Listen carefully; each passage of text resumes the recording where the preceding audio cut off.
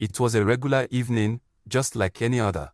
I was sitting in the living room, mindlessly flipping through the channels on the television, when the phone rang. Little did I know that this call would change everything. The caller, the man my wife had been seeing behind my back, dialed her number, but I was the one who answered. What he revealed to me about their affair sent shockwaves through me, but little did he know the revenge that was about to unfold. As the voice on the other end of the line pierced the silence of our living room, my life as I knew it began to crumble. "I'm sorry to be the one telling you this," he said, a tremble in his voice that I would soon understand stemmed from a cocktail of guilt and fear, "but I think you deserve to know about me and your wife."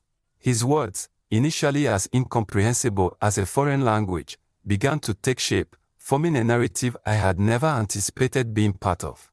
This man, a stranger yet intimately connected to the most private parts of my life, detailed encounters with my wife, encounters that were supposed to exist only in the sanctity of marriage. With each word, the foundation of trust we had built over the years was chipped away, leaving a gaping chasm of betrayal in its wake. The disbelief that initially gripped me slowly morphed into a paralyzing realization. My wife, the woman I had shared countless dreams and whispered secrets with, had woven a web of lies so intricate that I had become entangled in it without even realizing. I sat there, phone pressed against my ear, as time seemed to stand still. My mind raced, trying to piece together the signs I must have missed, the moments of intuition I had brushed aside. How could I have been so blind? The world I thought I knew, the life we had built together, felt like a mirage dissolving before my eyes. The call ended, but the echo of his words lingered, a constant reminder of the betrayal that had unfolded in the shadows of my trust. I was left to grapple with the reality of my wife's infidelity, a truth that felt as sharp as a knife's edge against the fabric of our marriage. The man's revelation had not only exposed the affair but had also unveiled a version of my wife I struggled to reconcile with the woman I loved. As the weight of his confession settled in, I realized the journey ahead was fraught with uncertainty and the daunting task of confronting the woman who shared my name, yet had become a stranger. The air was thick with tension when my wife walked through the door that evening, completely unaware that her secret was no longer just hers and his. As she smiled and greeted me, a hollow echo of our routine life, I couldn't muster the strength to return the gesture. The knowledge of her infidelity lay between us like an insurmountable wall, casting a long shadow over the remnants of our relationship. I didn't lash out immediately, nor did I break down. Instead, I asked her to sit, my voice steady but laced with an undercurrent of pain and betrayal she seemed to recognize instantly. The atmosphere shifted palpably as she took her seat, a look of confusion quickly giving way to one of dread. "We need to talk," I began, the simplicity of the statement belying the complexity of the emotions swelling within me. I told her about the phone call, about the man whose voice had become the harbinger of our unraveling. I watched her closely, searching for any sign of the woman I thought I knew, the woman I thought I had married. At first, she attempted to deflect, her words a desperate attempt to weave another layer into the web of deceit that had already entangled us. But as I continued, laying bare the extent of my knowledge, her defenses slowly crumbled. The confession that followed was a torrent of emotions, guilt, shame, fear. She spoke of loneliness, of disconnect, of moments of weakness that led her down a path she never thought she'd traverse. Each word was a dagger, but not one I wielded with malice. Rather, they were self-inflicted wounds, born out of choices she had made, choices that now threatened to tear our world apart. As she poured out her heart, the reality of our situation began to solidify. This wasn't just a story of betrayal, it was a narrative of loss, of love that had somehow gone astray. And as the weight of her words settled around us, a profound sadness took hold. It wasn't just about the affair, it was about everything we had lost in the process, everything we would need to rebuild if we dared to try. In that moment of confrontation and confession, the path ahead was anything but clear.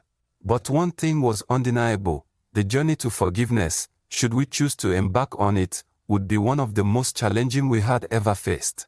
The days after the revelation were dark, consumed by a tempest of anger and the bitter taste of betrayal.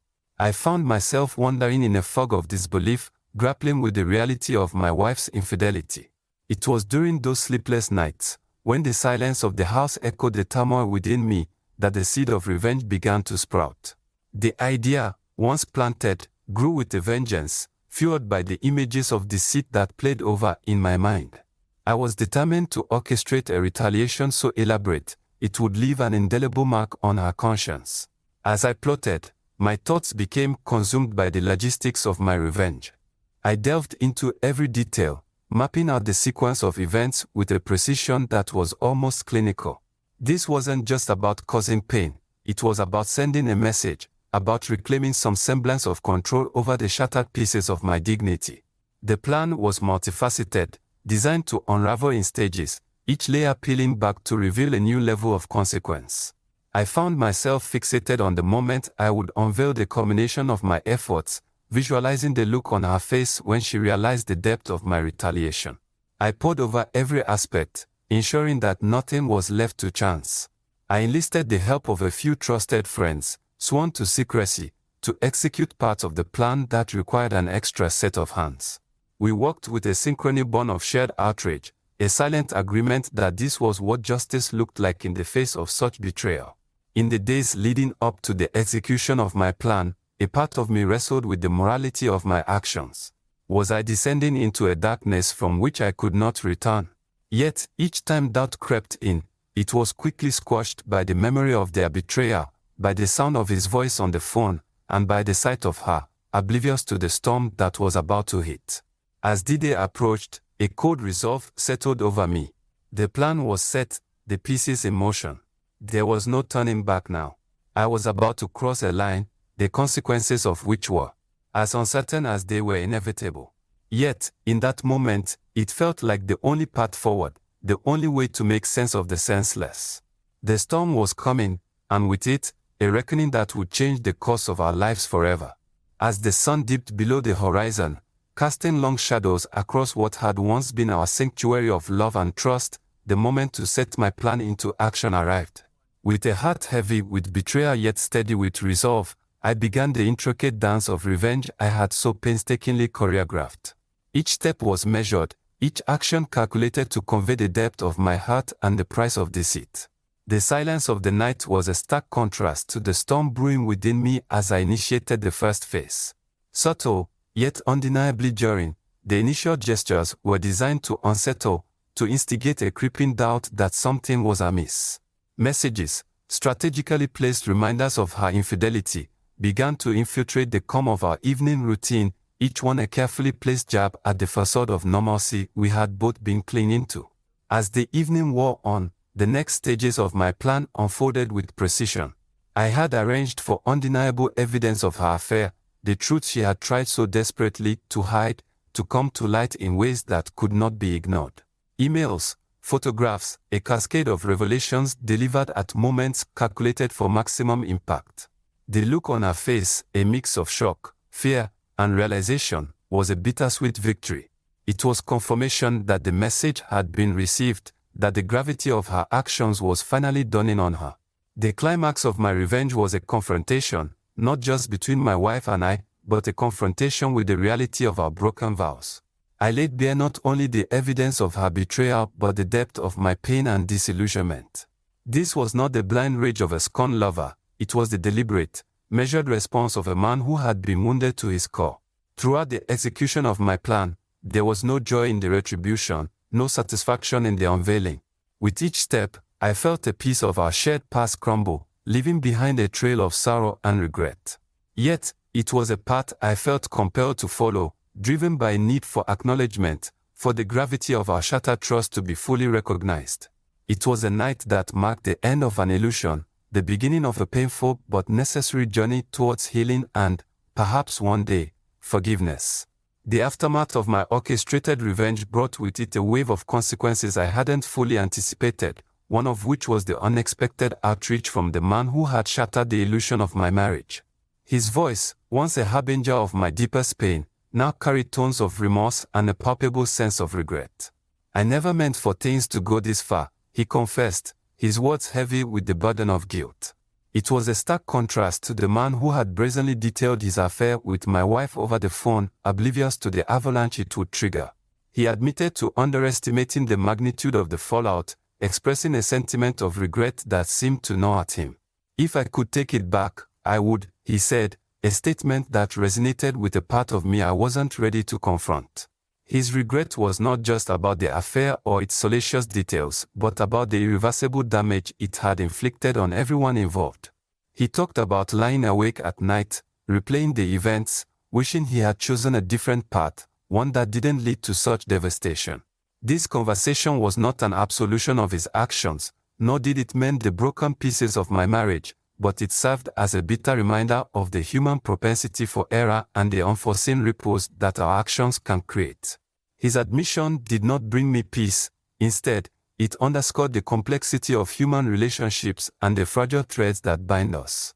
His remorse was a testament to the pain he had caused, an acknowledgement that went beyond a simple apology. As I listened to him grapple with his conscience, I couldn't help but reflect on the nature of revenge and the cycle of pain it perpetuates. It was a moment of clarity in the midst of chaos, a somber realization that the path to healing was not paved with retribution but with the difficult work of forgiveness and understanding. This unexpected dialogue with the other man did not erase the past, but it opened a door to a different future, one where regret could be the first step toward redemption. The aftermath of my wife's infidelity and my quest for revenge left our marriage hanging by a thread, a once vibrant tapestry of love and shared dreams now frayed beyond recognition. The foundation on which we had built our life together was rocked to its core, leaving us to navigate a landscape of uncertainty and heartbreak. Our home, once a haven of warmth and affection, had transformed into a battleground of silence and unspoken regret. In the days and weeks that followed, our interactions were strained, a delicate dance around the elephant in the room. Conversations, once filled with laughter and mutual understanding, were now reduced to a series of cautious exchanges, each word measured and weighed for its potential impact. The air between us was charged with an unspoken tension, a constant reminder of the trust that had been shattered. Sleepless nights became a common occurrence, as the bed we shared felt like miles apart. The intimacy that had once been a cornerstone of our relationship was now a bridge too far, with the chasm of betrayal lying between us. We were two strangers, coexisting under the same roof, bound by a history that both united and divided us.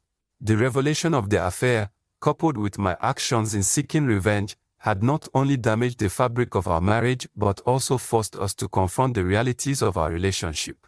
It was a painful acknowledgement that somewhere along the line, we had lost our way, neglecting the very foundation that had once held us together.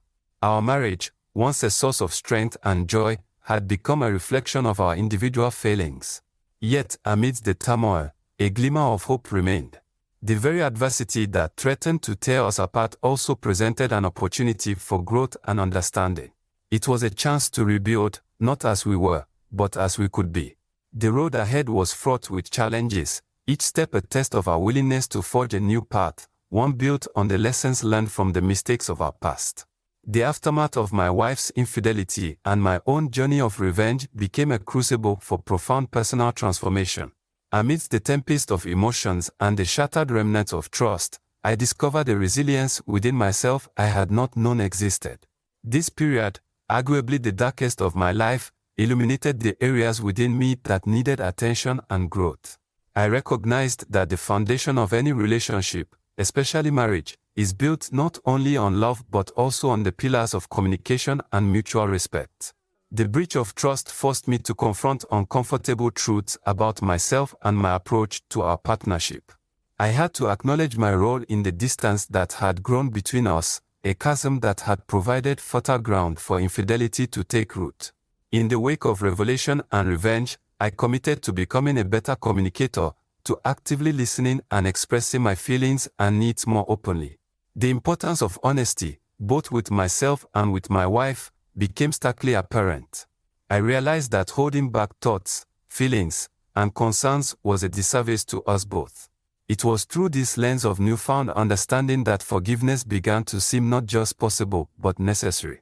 This journey wasn't solely about salvaging a marriage on the brink of collapse. It was about evolving into someone capable of fostering a healthier, more fulfilling relationship. The process of moving forward required me to let go of anger and bitterness, to understand that while I couldn't change the past, I had the power to shape the future. Engaging in individual therapy and couples counseling, we started to unpack the layers of our relationship that had led us to this point. These sessions, though often challenging, were instrumental in facilitating our healing process.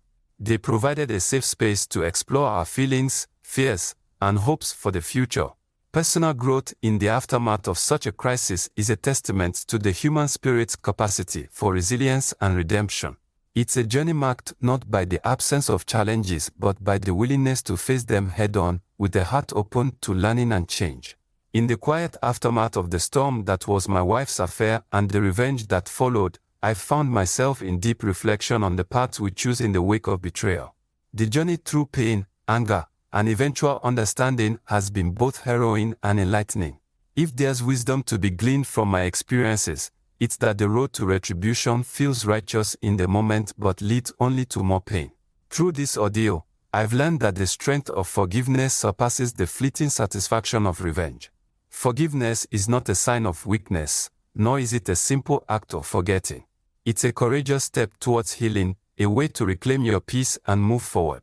The essence of true healing lies in communication, open, honest, and sometimes painfully raw. It's about facing the uncomfortable truths of both your partner's actions and your own responses. The path of understanding and empathy, though often the road less traveled, fosters growth and resilience. It has taught me the importance of introspection and the value of rebuilding trust, not just in my partner, but in the foundation of our relationship. My advice to those navigating the turbulent waters of infidelity is to prioritize healing over vengeance. Embrace the opportunity to grow, both individually and as a couple. Engage in honest dialogues, seek professional guidance if needed, and remember that forgiveness is a gift you give yourself. Let this narrative serve as a beacon for those lost in the darkness of betrayal. Trust in the possibility of a brighter, stronger future forged from the lessons of the past. Remember, it's not the act of infidelity that defines the course of your relationship, but how you choose to respond to it.